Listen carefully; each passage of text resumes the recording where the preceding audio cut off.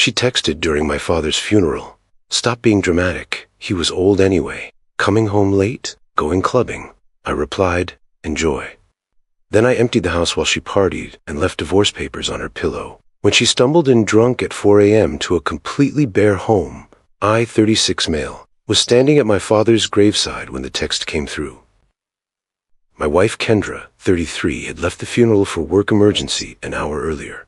Dad had just been lowered into the ground. My mom was sobbing into my shoulder. My phone vibrated. Kendra, still at that depressing thing? Stop being so dramatic. He was old anyway. Coming home late, going clubbing with the girls. You need to get over this moping already. It's been 3 days. 3 days since my dad died of a sudden heart attack. 3 days. My mom saw my face change. What's wrong, honey? Nothing, Mom. Just work stuff. I typed back one word, enjoy. Then I made a decision that had been building for months. This wasn't the first time Kendra showed zero empathy. But disrespecting my father's funeral? That was the line. My cousin Pete, 39M, was there. Contractor, owns his own moving company. Pulled him aside. Pete, I need your truck and your crew, right now. Mal? Bro, we're at Uncle's funeral. Showed him the text. His face went dark. That bet. Okay, what do you need? Everything that's mine out of my house, today, while she's clubbing. Done. The boys are actually free. Was gonna give them the day off for the funeral, but they need the hours. My mom tried to insist I come to the reception. Made excuses about needing to handle Dad's paperwork immediately. She understood. Dad was always the handle business first type. By 2 p.m., I was at the house with Pete and 4 of his guys. Also had my brother-in-law Jerome, he's a lawyer, on speakerphone, getting emergency divorce papers ready. The thing about Kendra, she never paid attention to what was actually mine versus hers versus ours. Most of our furniture, I bought it before marriage or inherited from my grandmother. The TV, gaming systems, kitchen appliances, all purchased by me, receipts in my name. Even her precious wine collection was stored in my wine fridge that I bought myself as a birthday present. The movers were surgical. My grandmother's dining set. Kendra always said it was too old-fashioned anyway. The living room furniture I bought with my first bonus, my home office entirely. Desk, chair, computer, monitors, the works. The bedroom set, bought before marriage. Every kitchen appliance except the microwave. That was hers. All my books, vinyl records, tools, the smart TV and entertainment system. Even the good towels. Wedding gift from my side. Left her. Her clothes and makeup, neatly piled in the corner. The microwave. Her yogurt maker she used once. The couch her mom gave us. Ugliest sin. One folding chair from the garage. Her photos and personal items. The pettiest part. I canceled the utilities effective next day, all in my name, and changed the locks. Building manager was cool about it. Lease was only in my name anyway since I'd lived there 2 years before marriage. Jerome had the divorce papers ready by 4 p.m. Uncontested divorce filing, citing irreconcilable differences. Very generous. She gets her car, still making payments law, her personal belongings, and nothing else. No alimony request since she makes more than me at her marketing job.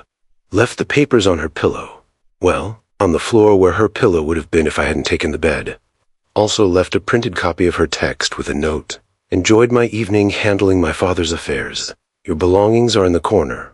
Utilities end tomorrow. You have 30 days to move per lease requirements. Don't contact me except through lawyers. Then I went to my mom's house. We looked through Dad's photos and cried together. Like normal people do when they lose someone. Update 1. It's been 48 hours since the funeral, and hoo boy. Kendra came home at 4-some a.m. Ring doorbell still sends me notifications.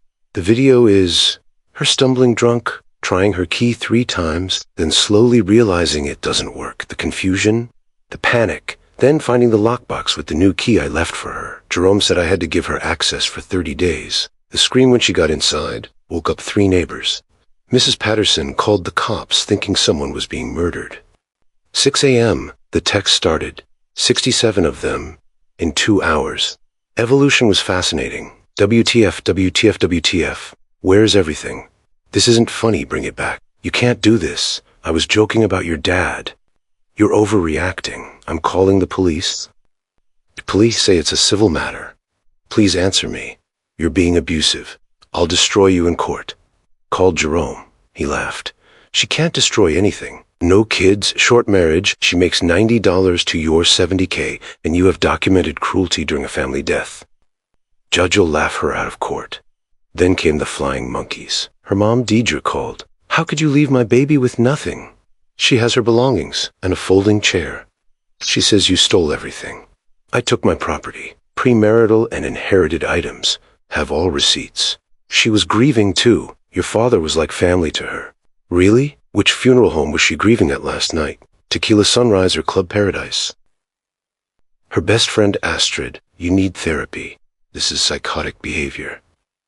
What's psychotic is texting stop being dramatic. He was old anyway about someone's dead father during the burial. She didn't mean it like that. How did she mean it? Like stop being so sad. At his funeral. Well, when you say it like that, goodbye, Astrid. But the best part?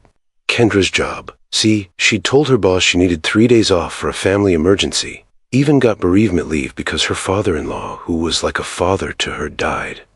But remember that clubbing night? She posted it all on Instagram. Stories of shots, dancing on tables, making out with some random dude. Yeah, caught that too. Captioned, living my best life. Freedom Friday. Her coworker Heather, who follows her, sought everything. Heather, who had to cover Kendra's emergency workload. Heather, who missed her own anniversary dinner to handle Kendra's Friday presentation. Heather took screenshots. Heather sent them to their boss with the subject line, Kendra's family emergency Thursday night. Kendra wasn't fired, but she got written up and lost her quarterly bonus. That's $5 gone.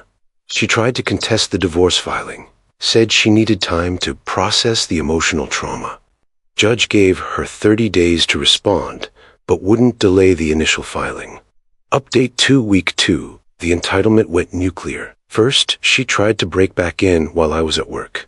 Changed the locks without telling me, illegally, but whatever. Got home to find the door damaged and her inside trying to move my grandmother's china cabinet. This is still my home for 18 more days, and breaking and entering is a crime. You can't prove I broke in. I live here. Showed her the ring footage of her literally crowbarring the door. The police are on their way. She ran. Left the crowbar.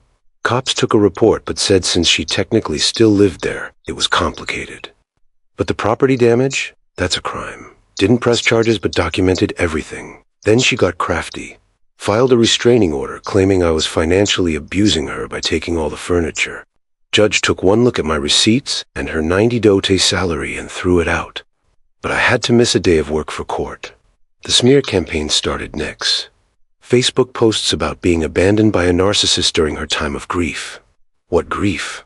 She literally posted club videos the night of the funeral. My dad's sister, Aunt Ruth, absolutely destroyed her in the comments. Grief? You left Bob's funeral saying you had diarrhea, then posted yourself doing tequila shots 2 hours later. We all saw it. You're lucky all he did was take his furniture. Bob would have haunted your disrespectful aura forever. Post deleted within an hour. But here's where she really messed up. Remember that guy she was making out with at the club?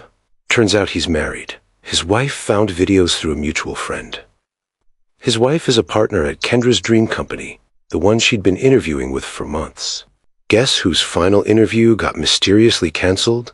The rage texts that night were unhinged. You ruined my career. That job was mine. You must have called them.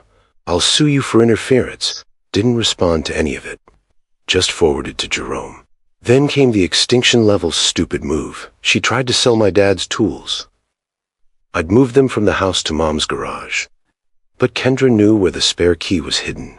She loaded up Dad's entire tool collection, some vintage stuff from his father, worth probably $15 total, and listed them on Facebook Marketplace. My uncle saw the listing. Called me immediately. I drove over with the police this time. She was in the garage negotiating with some buyer. Those are stolen property, I told the buyer. Here's the will showing they were left to me. Here's the death certificate dated 2 weeks ago. Buyer ran. Kendra tried to play it off. I thought they were communal property. Cop, ma'am, you're selling items from an estate that's still in probate. That's theft. He's my husband. It's partly mine. Ex-husband, I corrected. And no, inheritance isn't marital property. She got arrested. Actually arrested. Spent a night in jail before DJ bailed her out. The charges were dropped eventually. Jerome negotiated that in exchange for her signing the divorce papers immediately, but her employer found out about the arrest. Another Raya. She's one strike from termination now. Update 3 Week 3. Kendra's world was crashing hard. She couldn't afford the apartment alone. Our rent was $2,200 each month, and while she made more than me, she had insane spending habits. Designer bags, weekly nail appointments, that kind of thing. Her solution? Move in with Deidre. But Deidre had conditions. No overnight guests, no drinking, church every Sunday. Pay $600 a month rent. Kendra lasted exactly one Sunday at church before she was caught on the church's security cameras sneaking out during service to smoke weed in the parking lot. The pastor called Deidre. Meanwhile, my mom had been quietly devastating her in the community. See, Mom's been in our neighborhood for 40 years. She knows everyone, and she made sure everyone knew what Kendra texted during Dad's funeral. The family hairdresser refused to do Kendra's hair for her important work event. The local grocery store manager, Mom's book club friend, always seemed to be out of whatever wine Kendra wanted. The gym? Suddenly her T-card had technical issues every other day. Petty? Maybe. But Mom was grieving and angry. Dad had been beloved in the community. He coached Little League for 20 years. Kendra's disrespect wasn't just to me. It was to his memory. Then Kendra made her final, stupidest move. She created a fake dating profile. For me. Used my photos, my real name, my real job. But the bio? Recently divorced, looking for someone to take care of me financially. No fatties, must be willing to pay for everything. I have mommy issues, and daddy just died, so I'm emotionally unstable. A coworker's wife saw it, showed him.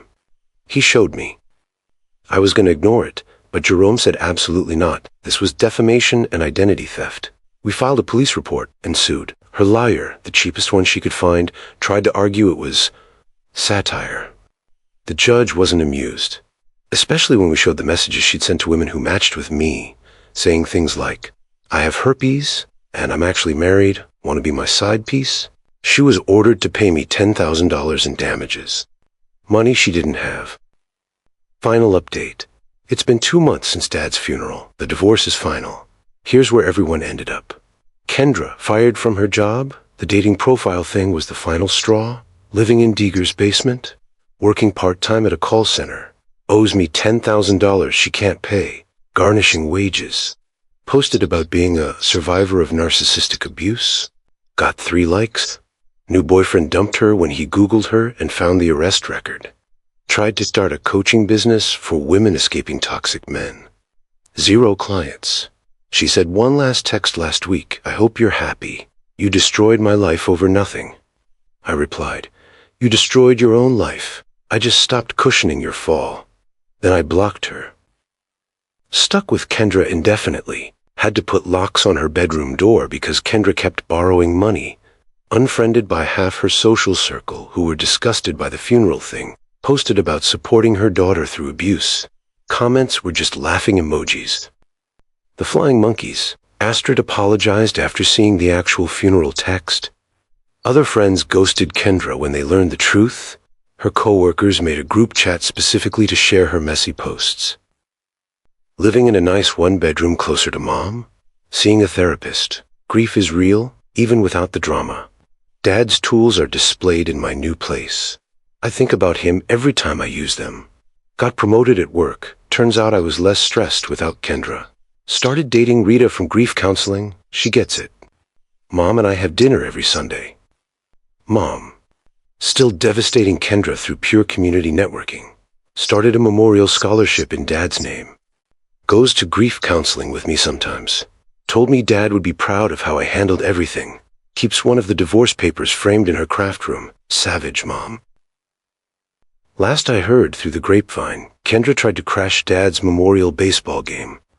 We hold it annually now. The entire team formed a human wall. The photos were beautiful. My uncle gave a speech about respect for the departed while staring directly at her. She left crying. Do I feel bad? No. She texted, he was old anyway, while they were lowering my father into the ground. She went clubbing while my family mourned. She tried to sell his tools. She made fake profiles. She attempted to destroy my reputation. All I did was take my furniture and leave papers on where her pillow used to be. Everything else? That was just the universe giving her exactly what she deserved. Dad always said, "Son, when someone shows you who they are, believe them the first time." I should have believed her the first time she complained about having to attend my grandmother's funeral because it conflicted with a spa day. But hey, better late than never. To everyone asking, yes, I kept the crowbar she used to break in. It's displayed next to Dad's tools with a label, Exhibit A in Why I'm Single and Happy. Rita thinks it's hilarious. Mom wants to bronze it.